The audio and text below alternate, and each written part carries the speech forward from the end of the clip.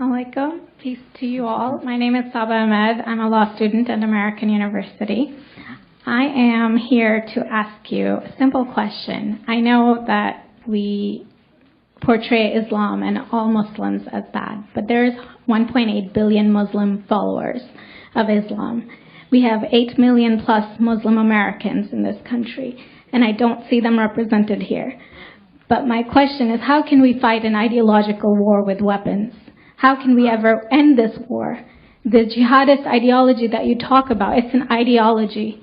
How can you ever win this thing if you don't address it ideologically? Great question. I am so glad you're here, and I am so glad you brought that up because it gives us an opportunity to answer. What I find so amazing is since the beginning of this panel, which we are here about Benghazi attack against our people, not one person mentioned Muslims. We are here against Islam, or we're launching war against Muslims. We are here to discuss how 4 Americans died and what our government is doing. We were not here to bash Muslims. You were the one who brought up the issue about most Muslims, not us. And since you brought it up, allow me to elaborate with my answer. There are 1.2 billion Muslims in the world today. Of course, not all of them are radicals. The majority of them are peaceful people. The radicals are estimated to be between 15 to 25%, according to all intelligence services around the world. That leaves 75% of them peaceful people. But when you look at 15 to 25% of the world Muslim population, you're looking at 180 million to 300 million people dedicated to the destruction of Western civilization. That is as big as the United States. So why should we worry about the radical 15 to 25%? Because it is the radicals that kill. Because it is the radicals that behead and massacre. When you look throughout history, when you look at all the lessons of history, most Germans were peaceful. Yet the Nazis drove the agenda. And as a result, 60 million people died. Almost 14 million in concentration camps. 6 million were Jews. The peaceful majority were irrelevant. When you look at Russia, most Russians were peaceful as well. Yet the Russians were able to kill 20 million people. The peaceful majority were irrelevant. When you look at China, for example, most Chinese were peaceful as well. Yet the Chinese were able to kill 70 million people. The peaceful majority were irrelevant.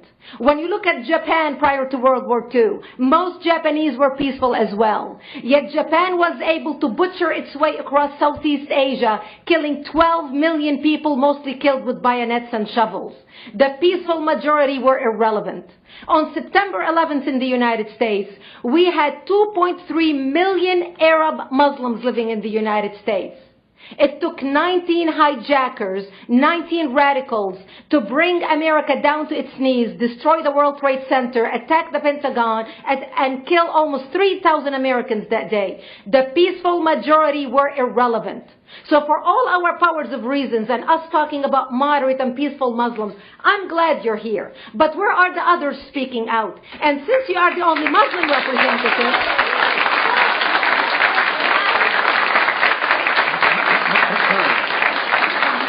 thank you, applause till the end.